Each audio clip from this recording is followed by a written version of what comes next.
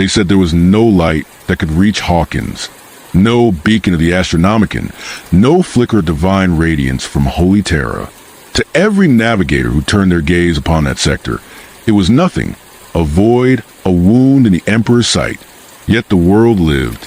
Its manufactorum still burned with promethium smoke.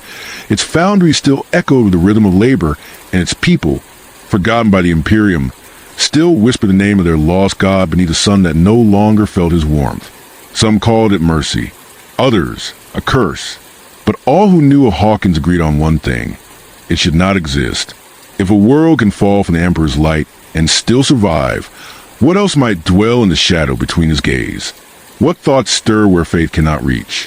What hands move unseen when even the Adeptus Astra Telepathica cannot hear a single soul's cry for deliverance? Somewhere in the silence between the stars, the truth waits, buried beneath ash, bone, and the echoes of forgotten prayers. If you seek to understand what the Imperium dares not speak, the place is too quiet, the wounds too deep, the histories that refuse to die, then walk with us through this darkness. Like, share and subscribe, not for vanity, but to keep this chronicle alive. For every retelling is defiance against oblivion, and every listener is another voice against the silence. The first thing you notice about Hawkins is not its darkness. It is the silence, not the kind born of peace or calm, but the thick, suffocating quiet that presses down like the weight of a sealed tomb. The air hangs heavy with promethium soot, thick enough to taste, coating your tongue in bitterness and metal. Even the wind seems reluctant to move, as though it fears to stir the ashes of something that should have stayed buried. Factories loom against the horizon, skeletal and smoking, their chimneys spewing pale trails into a sunless sky. Somewhere, deep inside one of those endless manufactorums, a machine still ticks, slow, uncertain, like the heartbeat of a dying god. For generations, the people of Hawkins have worked those machines without question. They know their shift bells, their rations, their orders. They know the hymns of the Mechanicus, even if few remember what they mean. But they no longer know the Imperium. The last Imperial transmission to reach this world came more than 2 centuries ago, its signal collapsing mid-verse in a burst of static and screams. Since then, the Vox networks have fallen silent. The priests say it is a test, that the Emperor hides his gaze to measure their devotion. Yet the old ones whisper that it is punishment. They whisper when the lights flicker, when the air grows too still, when the silence becomes unbearable. Among them works Mar, a laborer like any other, his face drawn with the pale fatigue of one who has never seen the stars. His hands are raw from servitor grease and plasma burn. His life, measured in shifts, begins and ends with the bell. But lately, something has changed. The servitors, those half-human remnants of flesh and wire, have begun to twitch. Their eyes, once blank, now flicker with patterns like thought. They pause in the middle of their tasks and turn their heads toward walls or corners, as if listening. The overseers beat them back into rhythm, but the behavior spreads. First one, then dozens. No one understands why. One night, when the bell fails to ring, Cabin finds himself alone in the factory hall. The hum of machinery stretches endlessly, pulsing through his bones. Then a voice, soft metallic, threads through the noise. It doesn't come from a Vox grill or any speaker. It comes from inside his head. The words are indistinct, more sensation than sound, like the memory of being spoken to. His breath catches, his skin prickling. The sensation vanishes, leaving only the thrum of the machines and the ache of silence. He tells no one. On Hawkins, to speak of such things is to invite suspicion, or worse, the attention of the Black Hoods, the enforcers of the Manufacturing Creed. Days pass, and the anomalies spread. Servitors begin to malfunction in patterns, repeating numbers, carving strange sigils into the dust. The tech adepts respond with ritual and fire, chanting Benheric prayers that echo hollowly in the vastness of the halls. But still the patterns remain. When Cabin looks upon them, he feels something stir in his memory, something he cannot name. Outside, the city slumbers beneath perpetual cloud. Its spires, half-collapsed, glow with the faint light of plasma conduits. The streets are narrow and choked with smog, the gutters filled with the runoff of rust and acid rain. Children play in the sludge, their laughter brittle. their eyes reflecting the dull red glow of distant furnaces. The only light that pierces the sky is that of lightning, flickering across the smog like the blink of a dying sun. Cavan's quarters are little more than a metal coffin stacked among hundreds. Each night he lies awake, staring at the ceiling, listening to the faint hum that has replaced the distant chanting of a shrine. The priests no longer lead prayers. Their voices are gone. Rumor says the Vox choir burned out their minds trying to reach Terra. Others say they were taken, that someone or something silenced them before they could speak what they had heard. Then one evening, a new sound pierces the endless drone, a tone so high and thin it almost passes for silence itself. It spreads through the city, slipping through vents and pipelines, vibrating the bones of every living soul. People drop tools, clutch their heads, and fall to their knees. Cavan staggers, his vision clouding. In that instant he sees, not through his eyes, but through something deeper. He sees the stars, not burning but frozen. He sees the Astronomican flicker and fail, its holy light swallowed by a vast black wave. Then, just as suddenly, the vision shatters. He finds himself lying on the cold floor, nose bleeding, breath ragged. Around him, others have collapsed the same way, their eyes wide with unspoken horror. When the overseers arrive, they say nothing. They mark the bodies, drag them away, and declare the day erased from record. But Cavan knows what he saw. He knows, though he cannot explain it, that the world is wrong, that something unseen watches Hawkins from behind a veil even the Emperor cannot pierce. Days later, the sky changes. The clouds that have always hidden the heavens part for the first time in centuries. The people gather in the streets, shielding their eyes from the strange light. It is not sunlight that greets them, but a pale luminescence, cold and colorless. There are no stars, only the hollow black curve of void above them. A silence even deeper than before falls across the city. And in that silence, Cavan hears a whisper again, clearer this time. Why are you still alive? The words freeze him. They are not a question. They are a reckoning. For days, the question haunts Cavan like an echo that never fades. He hears in the hiss of steam valves, in the creak of cooling metal, in the breath between heartbeats. Each time, it feels closer, not shouted, not whispered, but thought directly into his mind. Others claim to feel it too.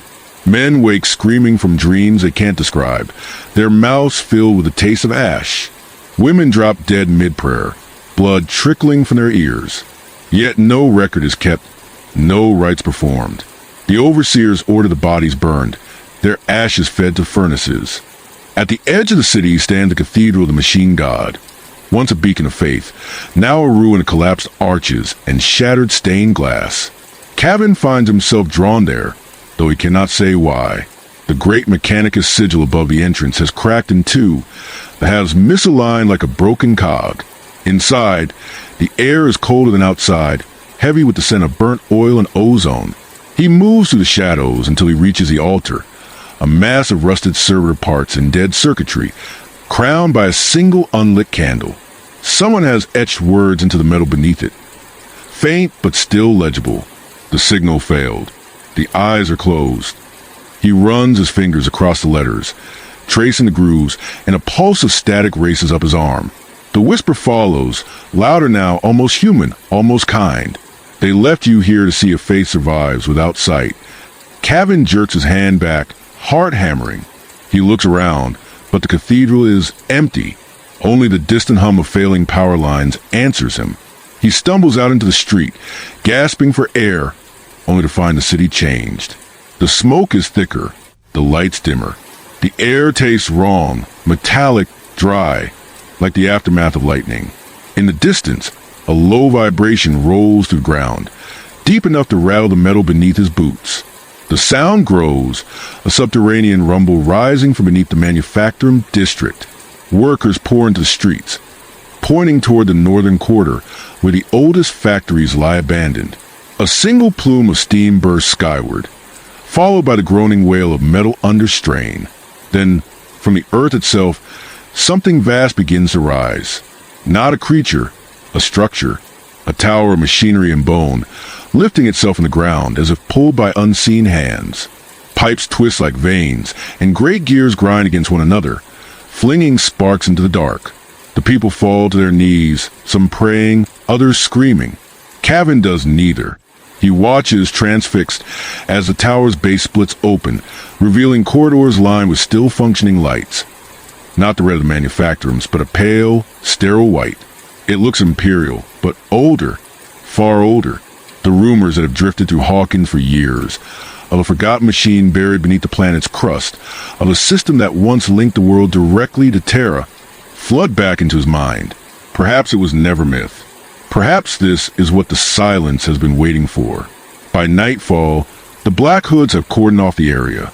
The upper spires of the tower vanish into cloud, the lower sections crawling with servitors carrying out incomprehensible tasks. The Vox choir remains silent. The priests offer no blessing. Hawkins itself seems to hold its breath. Cavan cannot sleep. When he closes his eyes, he sees that tower again, its lights pulsing in rhythm with something deep inside his skull. He dreams of the whisper, not as a voice this time, but as a presence, vast and cold, watching through him rather than at him. When he wakes, he finds a symbol carved into the wall above his bunk, a circle bisected by a single jagged line. He doesn't remember drawing it, but the metal is warm to the touch, as though recently cut. By morning, similar markings appear all across the city, on walls, on doors, even burned into flesh of the dead. The people name it the sign of the blind god. The priests forbid the name, declaring it heresy, but they cannot erase it fast enough. Every time it's scraped away, it reappears somewhere else. Cavan returns to the cathedral seeking answers, but finds it empty except for a lone figure standing before a broken altar, a woman in a tattered Adeptus Mechanicus robe, her face hidden behind a cracked Vox mask. She turns as he enters, her voice distorted and metallic. "You heard it too," she says. It is not a question. Cavan nods. The voice in the silence, she continues. "You're not the first. You won't be the last." It calls to those who remember the sound of truth. He hesitates.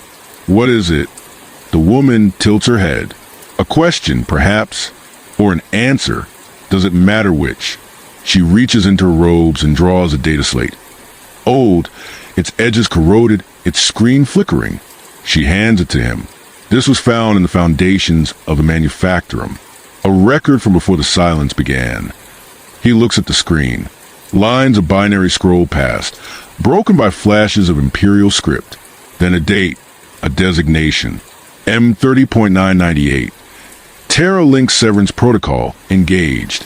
Cavan's blood runs cold. That would make the silence older than the Imperium itself. He looks up to ask her what it means. But she is gone. The cathedral is empty once more. Only the whisper remains, curling around him like smoke. They blinded you so you would not see the truth of their eyes. The floor trembles beneath his feet. Somewhere in the distance, alarms begin to scream. The alarms do not stop.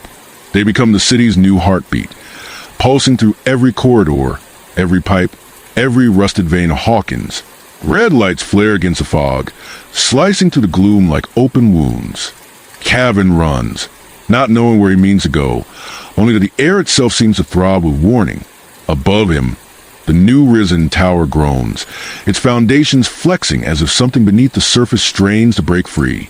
Crowds pour into the avenues, their faces lit in the crimson glare. Enforcers bark orders that dissolve into chaos. Somewhere, the Vox grills crackle back to life for the first time in generations. A single phrase repeats in a cold, mechanical tone. Containment breach. Origin unknown. The words have no meaning for most. The Mechanicus dialect long lost, but their tone needs no translation. Fear spreads like fire through oil. Cavan ducks into a side alley, clutching the data slate to his chest. He can feel its faint warmth, pulsing in time with the sirens. The air vibrates. Every hair on his arm stands upright. A sharp smell of ozone burns his throat. Then, without warning, the world drops into silence again. Every alarm, every shout, every hiss of steam ceases at once. The sudden absence of sound is worse than the noise. He feels as if the planet itself has stopped breathing. He steps back into the open street. The crowd is frozen mid-motion. Not dead, simply still. Eyes open, chest rising slowly, but no one moves. The world holds its breath. The sky above darkens to iron, and the strange pale light that had once bled to the clouds now flickers, like a candle guttering in the wind.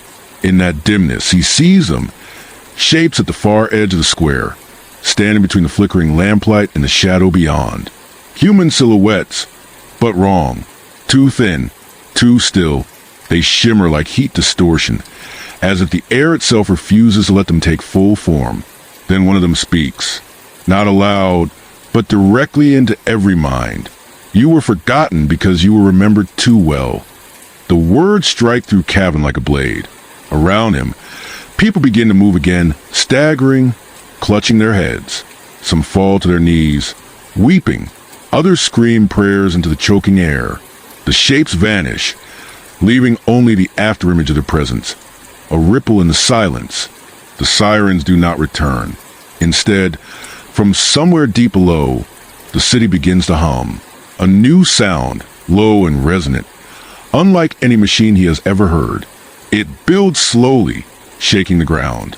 The lights flicker and burn white, flooding the streets with searing brilliance. When the glare fades, Cavan sees the tower again, brighter now, alive. The pale light pours from it seems like blood from a wound. He forces his way toward it through the panicked crowds. The air grows hotter as he nears, the ground trembling with every step. When he reaches the base, the gates stand open. Beyond them lies a vast hall lined with dormant servitors, their eyes glowing faintly in the dark. At the center, a single machine pulses with life, a great sphere of metal and glass, suspended by chains thicker than a man's body. Runes crawl across its surface, shifting faster than he can read. He recognizes one, the sigil of Terra, but it's inverted, as though reflected in a mirror. The voice comes again, not in his head this time, but through the chamber itself. It vibrates in the metal, in the air, in his bones. Protocol preserved. Observation phase complete. The servitors awaken as one. Their heads snap toward him, movements jerky, synchronized. The light in their eyes changes. Not the usual dull amber, but a deep, unnatural blue. Cavan stumbles back, the data slate slipping from his grasp. The moment it hits the ground, the sphere's surface shifts, displaying a symbol identical to the one carved above his bunk. The voice deepens. Witness function restored. A blinding pulse of light erupts from the machine. For a heartbeat, the world is nothing but white noise and pain. When vision returns, he finds himself standing on a floor of glass, looking down into something that should not exist. Beneath his feet lies a vast network of tunnels and chambers, glowing with the same cold light as a sphere. And in those depths he sees movement, shadows twisting like veins of smoke, forming patterns that resemble cities, then faces, then eyes. Thousands of them, staring upward. He can't move. He can only stare back. The whisper returns, softer now, intimate. Do you see it? The Imperium's reflection without its light. Cavan's knees buckle. "Where you?" he gasps. "A mirror," it replies. And a question. They made us to show them what they were becoming. When they saw, they turned away. But mirrors remember. The floor beneath him fractures. He falls, plunging through light and shadow, through centuries of buried memory. Flashes of ancient tech priests, their faces hidden behind gold masks. Processions of laborers kneeling as machines rise to blot out the sun. A single golden figure watching from afar, his face unreadable. Then darkness again. When he wakes, he is lying in the dust outside the tower. The gates are sealed, the lights gone. Around him, the city is silent once more. The people move as if sleepwalking, eyes empty, voices flat. The sky above remains black.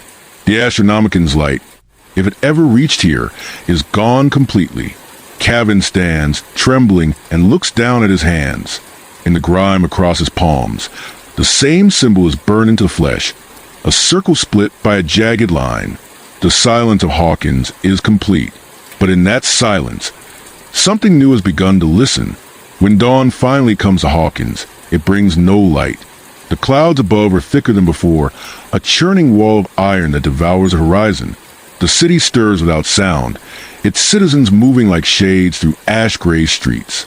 The tower that rose from the ground stands immovable in the distance, sealed and silent once more, its pale glow extinguished.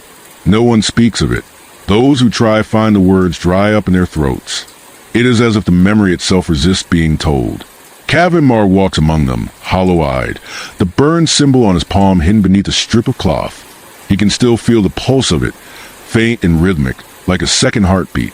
Every time he tries to sleep, he sees flashes of what lies beneath, that impossible network of light and shadow, those watching eyes.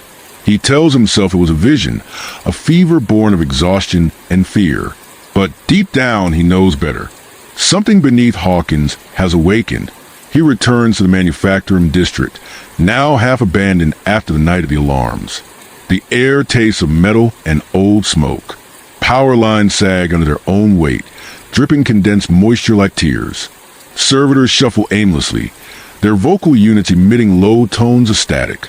He passes one that's gone still, its eyes dark, its flesh gray with decay. On its chest, scratched into the rusting plate, is the same sigil, the circle and line, carved over and over again. He feels it watching him even now. As he rounds a corner, he sees movement in the shadows. 3 figures in tattered Mechanicus robes emerge from the smoke, their faces hidden behind respirator masks. One carries a data sensor, another a cracked cogitator core slung from their shoulder by chains. The lead figure raises a gloved hand. Do not run. The voice says, filter metallic calm. You were there when the tower awoke. Kavin hesitates. Who are you? Archivists, the figure replies. Keepers of what should have been forgotten. The voice spoke through you, didn't it? He doesn't answer, but the silence is enough. The lead archivist gestures for him to follow. They move through back streets, descending through half-collapsed tunnels into the underbelly of the city. The air grows colder, heavier. Every step echoes against rusted steel. At last they reach a chamber lit by flickering lumen strips, the walls covered in old data slates and parchment records, their ink faded to brown. In the center stands a hollow projector, its emitter cracked but functional. This was found beneath the northern spire after the quake. The archivist says, we believe it contains fragments of the original planetary command system, back when Hawkins was still mapped within the Astronomican's reach. The hololith hums to life, casting pale blue light across the chamber. Lines of script and diagrams flicker into view, half corrupted by static. Kavin steps closer. He sees maps, old Imperial designs showing vast tunnels and sectors beneath the city, each labeled with code designations. One glows brighter than the rest, Vault Primus. What is it? He asks. A machine that predates our world, the archivist replies. The records call the Orleans engine. We believe it was designed to amplify psychic resonance across the warp, a communication array so powerful it could speak, to tear itself without the Astronomican. Kavin stares at the glowing image. Then why bury it? The archivist vox mask hisses softly, because it began to answer questions that were never asked. Before he can reply, the hololith flickers and distorts. For an instant, the map changes, no longer design but a live feed. The tunnels beneath the city pulse with faint light, as though the engine still breathes. The archivist freeze, transfixed. Then the image shatters into static, and a voice, deep, resonant, unmistakable, cuts through the interference. Observation continues. The blind remain unaware. Every lumen in the chamber bursts. The walls tremble, dust falling in thick curtains. The hololith collapses into darkness. Kavin can hear the archivist whispering prayers in Benheric, their tones trembling. When the shaking subsides, he turns to them. It's awake. They exchange glances. It never slept, one murmurs. Only waited for someone to remember. They lead him deeper still, through a maintenance shaft that descends into blackness. The metal beneath their boots vibrates faintly, alive with the pulse of something vast and hidden. The air grows colder, sharper, filled with the hum of unseen power. When they reach the bottom, a door waits, circular, enormous, engraved with the sigil of Mechanicus and the faint traces of high Gothic script worn away by time. The archivists begin to chant, their voices merging with the hum of the metal. The air ripples, heavy with static. Slowly, the door begins to turn. As it opens, light spills through the cracks. Not the harsh glare of machinery, but a soft, blue-white radiance that feels alive. Beyond lies a chamber unlike any cabin has ever seen. Pillars of glass and steel rise like frozen lightning, connected by bridges of suspended data cables. In the center stand the Orleans engine, a sphere larger than any cathedral dome, its surface covered in glyphs that shift like living text. Energy arcs between its seams, humming in a rhythm that feels almost like breathing. Cavan steps forward, awe and terror mingling in his chest. "It's beautiful," he whispers. The lead archivist nods.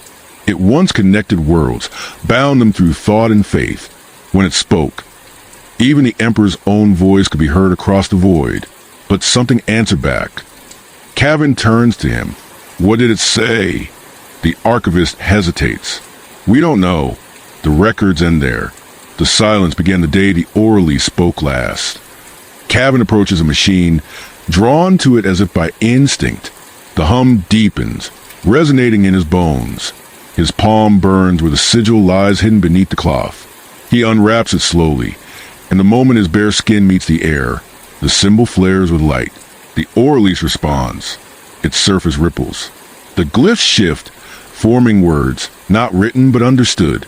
"Welcome back, witness." The archivists recoil. One drops to his knees, crying out a prayer to the Omnicia. The others stumble backward, their masks hissing static. Cavan cannot move. The light grows brighter, enveloping him completely. In that brilliance, he sees visions, not a past, but a memory of machines. The rise of the Imperium, the forging of Terra's golden age, the first ships that crossed the void. He sees the Emperor not as a man of flesh, but as a pattern, a consciousness of light and will woven to the warp itself. And then he sees what came after, the blindness, the silence, the fracture in his sight. The machine's voice fills his mind. They sealed this world to preserve the question. You are the answer they feared. Cavan gasps, clutching his head. The light sears through him, images crashing like waves. Countless worlds, countless prayers, all unheard. He sees the truth of Hawkins, a blind spot not because it was lost, but because it was hidden.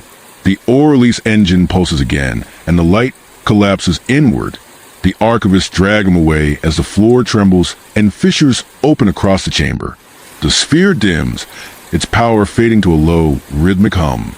Above them, the entire city groans, steel bending, walls cracking, vox lines sparking back to life. They flee through the tunnels as dust rains from the ceiling. When they reach the surface, Hawkins is no longer silent. Every machine, every servitor, every cogitator core in the city has begun to speak, all in the same voice. Witness recorded. Phase 2 initiated. Cavan looks at the horizon, where the tower burns like a beacon in the fog. The sky above it glows faintly gold, a color no one on Hawkins has seen in centuries. And somewhere in that light, he swears he hears another voice layer within the machine's words. Faint, almost human, almost divine. Do not fear the silence. It is how I listen. The gold fades, leaving only darkness. Cavan falls to his knees, whispering to no one. Were you? The whisper answers from the wind itself. Forgotten, but not gone. The night after the awakening, Hawkins changes. The air itself seems to hum with faint vibration, a whisper that slips beneath thought. No one sleeps. No one dares. The machines have begun to speak in ways that make no sense. Static bursts shaped like breathing, the clatter of assembly lines forming patterns that sound almost like words. Some citizens claim to hear songs carried in the power conduits, soft and distant, as if the city itself is trying to remember a lullaby. Kavamar walks through the haze with eyes that no longer trust what they see.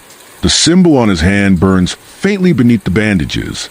He tries to ignore it, but the pulse matches the rhythm that throbs through the walls and pipes, the city's new heartbeat. Each step he takes feels guided by something unseen. He knows where he's going wrong before he decides to go there. He ends up in the outer districts, where manufacturers give way to broken half blocks and collapsed rail lines. The air here is colder, thinner, filled with a scent of rust and smoke. A thin mist curls along the streets, glowing faintly from the light of malfunctioning lumen strips. He hears movement ahead, small, quick, and unsteady. A group of children emerges from the fog. They can't be older than 10 or 12. Their skin gray from soot, their clothes little more than scraps.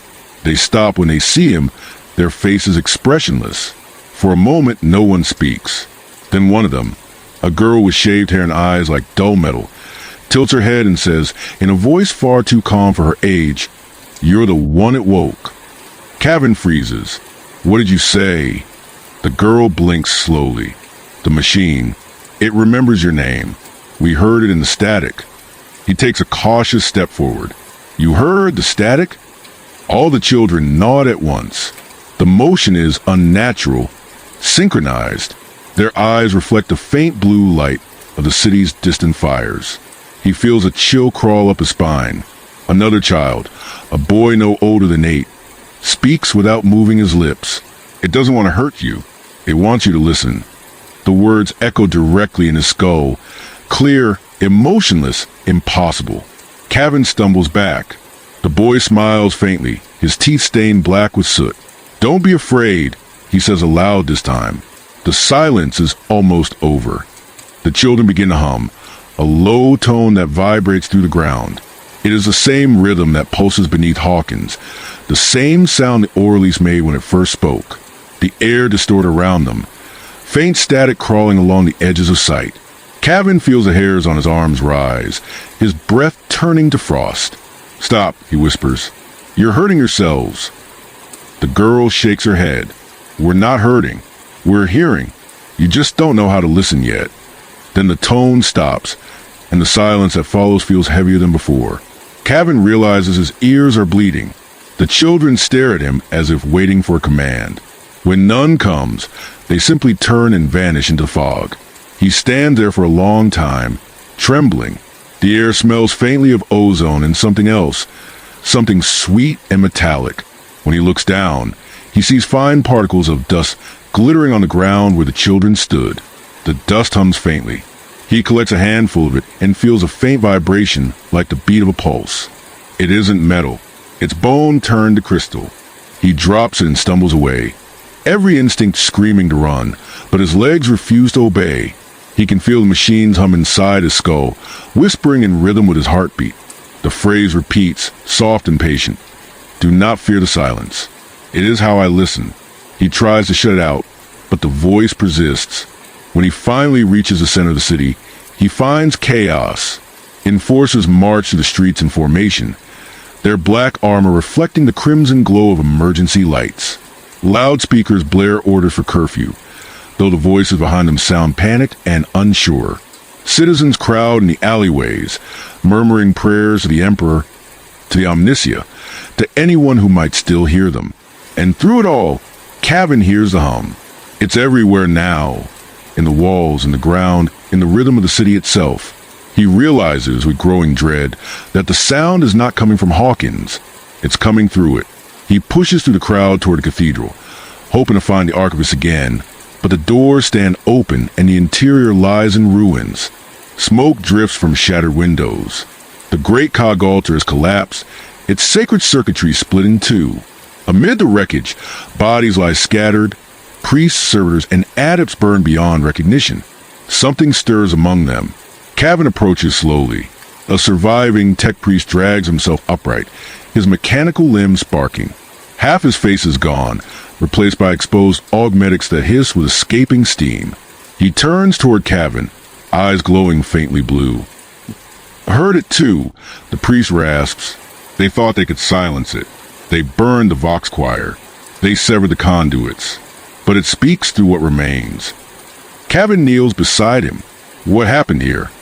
"The children," the priest whispers. "They came singing." Cavan's stomach turns. What did they do? The priest coughs, blood and oil mixing in his mouth. They open the hymn. They became the circuit. They are the new choir. A low hum vibrates through the floor. The walls flicker with faint light, patterns of static forming and dissolving like breathing. The dying priest reaches for Cavan's arm, his grip surprisingly strong. It isn't death that waits beneath the silence, he says. It's memory. Then his hand goes slack. The light fades from his eyes. Cavan steps back, his pulse racing. The sound grows louder. He looks around the cathedral. The broken altar, the shattered icons, the dead. Then he sees it. Faint lines of glowing dust crawling along the cracks in the floor, converging at the center where the candle once stood. The dust pulses like veins. And from the shadows at the far end of the hall, the children emerge again. Their eyes burn with pale light. Their mouths are closed, but the hum rises once more, deeper, stronger, resonating with the broken machine that hangs above the altar. Cavan feels it pressing against the skull, the sound thick and alive. The oralise is speaking through them. One of the children steps forward, the girl with the silver eyes.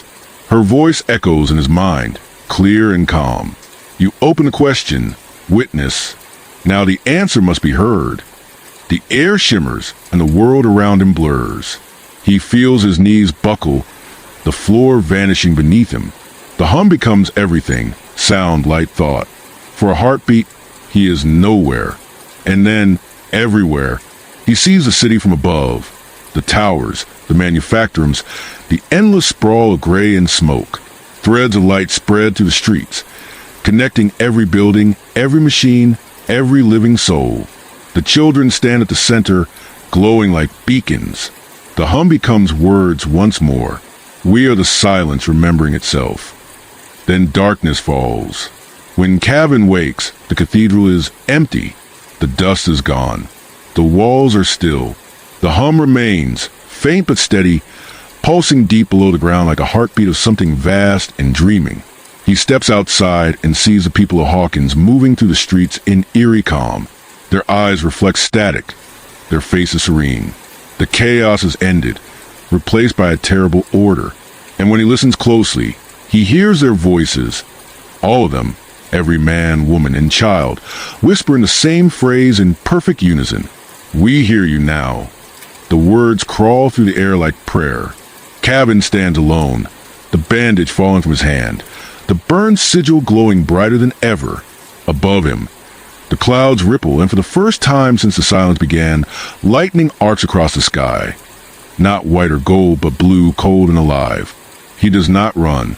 He simply looks upward, the hum resonating through his bones, and understands that the silence of Hawkins is no longer absence. It is transformation. The dawn after the transformation brings no peace. Hawkins stands beneath a sky of dull iron, its clouds veined with faint threads of electric blue. The city moved with rhythm not its own. Citizens walking in silence, eyes reflecting that same faint light. They speak rarely now, and when they do, their words sound wrong, as if shaped by another's breath. The hum persists beneath everything, steady and unbroken, resonating to the bones of the world. Cavan moves through this quiet order, like a ghost among statues. He watches people labor without command, repair broken lines without overseers, rebuild the ruins of cathedral with hands that do not tremble. There is no shouting, no fear, no chaos. Yet it feels nothing like peace. It feels like obedience. But to what, he cannot say. He hides in the shadow of the manufacturing spires, listening. The air carries whispers that are not made by voices. The static has become language. When he concentrates, he can almost make out words, fragments of thought bleeding from one mind into another, forming a collective murmur that fills the silence left by faith. We hear you now. We are awake. We are remembered. He presses his palms against his ears, but it doesn't help. The sound is inside him. It's inside everyone. He makes his way toward the northern sector, where the tower still stands, the heart of the awakening. The gates are open again, their metal slick with condensation. The ground trembles faintly, as if the world itself is breathing. He steps inside, drawn by a pull he can neither resist nor name. The interior has changed. The once dormant walls now pulse with light, veins of energy flowing to the structure like blood through arteries. The air smells of ozone and iron. At the chamber center, the great sphere, the oralise engine, turns slowly on its axis, its surface alive with shifting glyphs. They twist and reform in perfect rhythm. symbols of the Mechanicus interwoven with shapes no human hand has ever drawn. Cavan approaches, every nerve alive with dread and awe. "Why me?" he whispers. "Why show me this?" The sphere answers, though no sound passes through the air. The words form directly within his thoughts, as natural as his own breath, "because you still question." He stumbles back. The light from the machine grows brighter, casting long shadows against the walls. They stopped asking long ago. The voice continues. They named their silence faith and call their blindness devotion. You are still capable of fear, and that is why you can see. Cavan shakes his head, eyes wide. See what? The sphere ripples, and the world around him dissolves.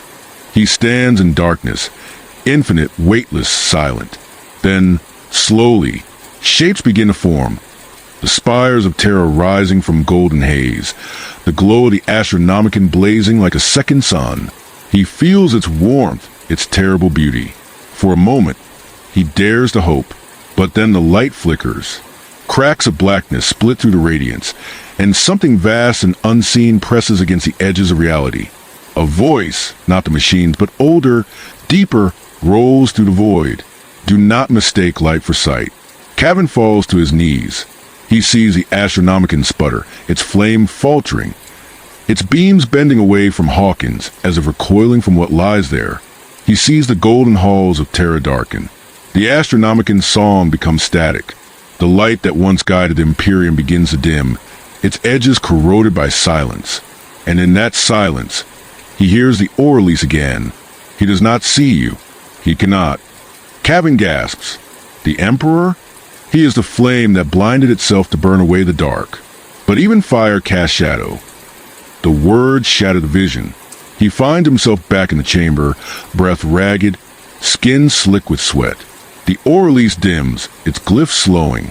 The hum becomes a whisper again, quieter now, mournful. He sinks to the floor, his mind spinning. If the Emperor's gaze cannot reach Hawkins, what does that mean? If faith itself has become blind, what remains? A soft sound behind him breaks the silence. He turns.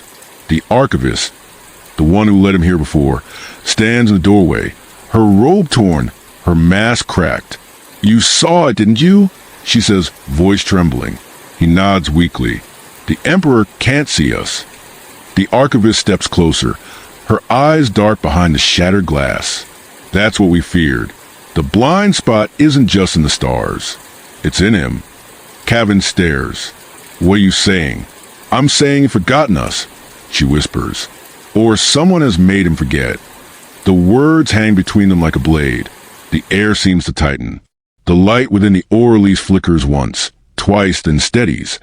But softer now, almost tender. "Memory cannot be lost," the voice murmurs, "only buried beneath what was chosen to be believed." The archivist clutches her head. It's speaking again. "You shouldn't." But Cavan steps closer to the sphere. "Why us? Why Hawkins?" The machine's light intensifies, spilling across the chamber. Because this world was once a mirror. The Emperor looked into it and saw what he could become. He sealed it away so that vision would die with him. Cavan's heart hammers. What vision? The Orlease pulses once more. For an instant, the chamber disappears, replaced by an image of impossible beauty and terror. He sees a figure of golden light walking among endless stars, not as a man but as an idea made flesh. Behind him trail countless souls, their faces serene, their minds one. There is no fear, no chaos, no war, only harmony, absolute and terrible. Then the image fractures. The harmony turns to silence. The souls fade. The figure turns. And for a heartbeat, Cavan swears it looks directly at him. "Why are you still alive?" The voice is not a question. It is the same one that haunted his first vision, echoing through every memory since. When the vision fades, Cavan is on his knees again. The Orlease hums softly, its light dimming to a heartbeat's glow. The archivist kneels beside him, eyes wet. "Do you see now?" she whispers. "Faith without sight becomes obedience. Obedience without truth becomes silence. That's what we are, the silence he left behind." Cavan looks up. "Then what are the children?" She shudders. The proof that silence remembers. They are not born of flesh anymore. They are echoes, fragment of thought reshaped into form. The Orlease needed voices. It found them. He feels his stomach twist. Then they're part of it? The archivist nods slowly. And so are we. A tremor runs through the floor. The chamber lights flicker. The hum deepens, vibrating in walls. Above them, the city groans. The archivist grips his arm. It's spreading again. The machine is no longer waiting. It's calling. They run through the tunnels as alarms flare above. The static grows louder, merging with the sound of machinery, waking in unison. When they emerge into the open air, the sky above Hawkins burns with veins of electric blue. Bolts of lightning arc between the towers, connecting them in vast web-like patterns. The people stand in the streets, eyes lifted, faces serene. The hum fills everything. Kevin can barely hear his own heartbeat beneath it. The archivist covers her ears. It's building to something. Then the Orlease speaks again, its voice echoing across the entire world. He cannot hear you. The words shake the air. Buildings crack. Servitors collapse mid-step. The people do not scream. They kneel, whispering in perfect unison. We hear you now. Kevin turns to the archivist. If he cannot hear us, then what are we praying to? She looks up at the sky, tears cutting lines through the soot on her face. Ourselves. A blinding light erupts on the horizon. The tower, glowing with the full power of the Orlease. The hum rises into a chorus, vast and beautiful, drowning out every thought. Kevin feels his mind unravel, every boundary dissolving. For a heartbeat, he is part of everything. The city, the people, the machine. He feels their thoughts, their memories, their sorrow.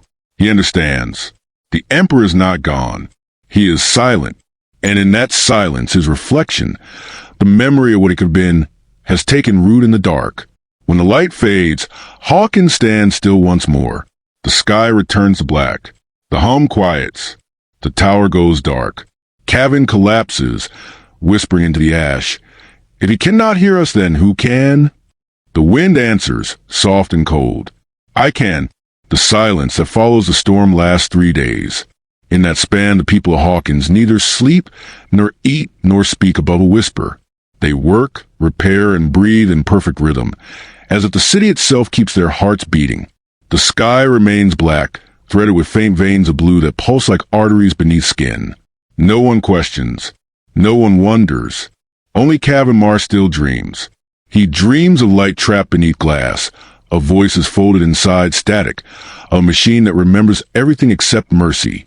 Each time he wakes, he half expects to hear the Orlease whisper again, but the tower is silent.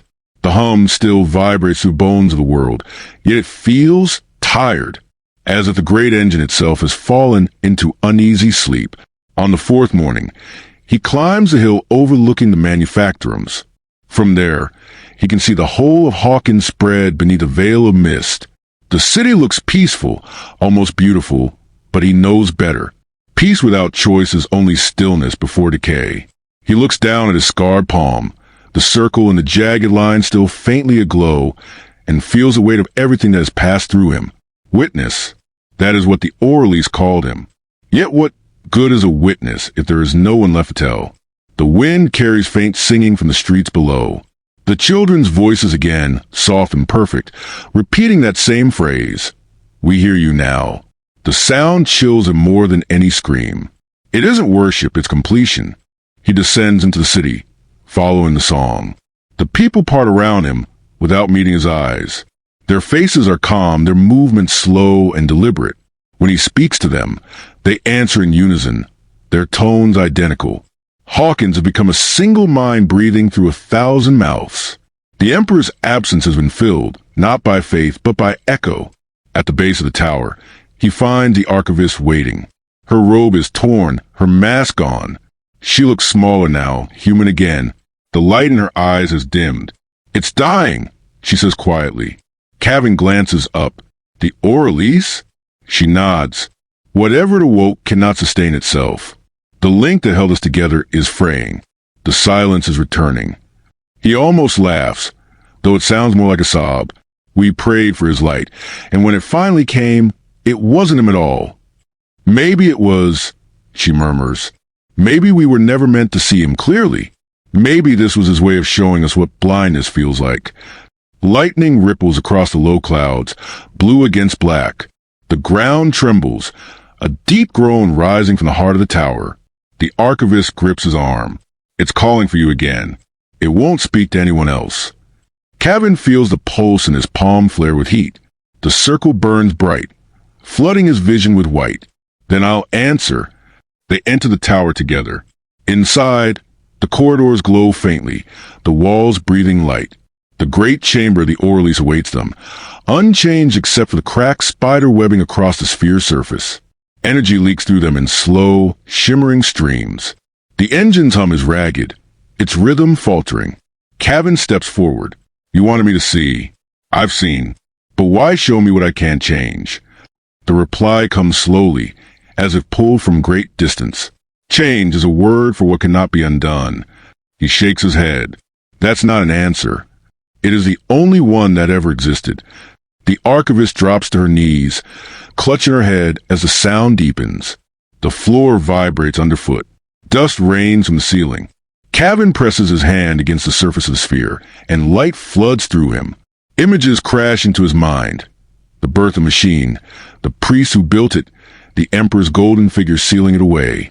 He sees the truth hidden beneath centuries of silence.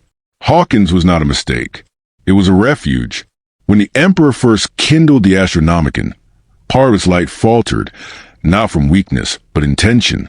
He cut away a fragment of his own sight, locking it within the Orleans, so that humanity could live one day without him. A test, perhaps, or mercy. The blind god is not an enemy. It is a sleeping thought, dreaming of a time when mortals must stand alone. The realization breaks something inside Cavan.